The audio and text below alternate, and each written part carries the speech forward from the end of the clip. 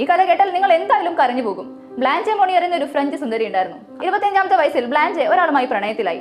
അയാൾക്ക് കുറച്ച് പ്രായക്കൂടുതലുണ്ടായിരുന്നു. ഇക്കാര്യം പറഞ്ഞ ബ്ലാഞ്ചയുടെ അമ്മയ്ക്ക് ആ ബന്ധം ഇഷ്ടമായില്ല. അങ്ങനെ അവർ മകളെ ഒരു രഹസ്യമുറിയിൽ കൊണ്ടുപോയി പൂട്ടിയിട്ടു. 25 വർഷങ്ങളോളം. പിന്നീട് അവളെ ആരും കണ്ടിട്ടില്ല. അങ്ങനെ 25 വർഷങ്ങൾക്ക് ശേഷം 1901 പാരീസ് അറ്റോർണിക്ക് ഒരു ഊമക്കത്ത് കിട്ടി. അതിലാരോ ബ്ലാഞ്ചയുടെ ദുരവസ്ഥ എഴുതിയിരുന്നു. വീട്ടിൽ ഒരു മിന്നൽ പരിശോധന നടത്തിയപ്പോഴാണ് കണ്ടത്. തട്ടിൻപുറത്ത് പൂട്ടിയിട്ട ഒരു വളരെ ചെറിയ മുറി. അത് തുറന്നു കടന്നപ്പോ വല്ലാത്തൊരു അഴുകിയ നാറ്റം. കൂരിയിരുട്ട്. വെളിച്ചം കത്തിച്ച് നോക്കിയപ്പോ കണ്ട കാഴ്ച ഒരു കീറിപ്പറഞ്ഞ കട്ടിലിൽ നിറയെ എലികൾ. അതിന് നടുക്ക് അസ്ഥിപഞ്ജരമായ ഒരു മധ്യവയസ്ക. അവൾ നഗ്നയായിരുന്നു. ആ സ്ത്രീയെ ആരോ കട്ടിലിൽ ചങ്ങല കൊണ്ട് കെട്ടിയിട്ടിരുന്നു.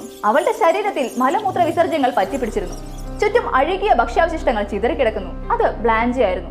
ഈ കൊടും ക്രൂരത ചെയ്ത ബ്ലാഞ്ചയുടെ അമ്മയെ പോലീസ് അറസ്റ്റ് ചെയ്തെങ്കിലും പിന്നീട് വിട്ടയച്ചു. പക്ഷേ ബ്ലാഞ്ചയുടെ മാനസിക നില തകർന്നതിനാൽ അവൾ ശിഷ്ടകാലം ഒരു മെന്റൽ ഹോസ്പിറ്റലിലായിരുന്നു. അവിടെ വെച്ച് തന്നെ അവൾ മരിച്ചു പോവുകയും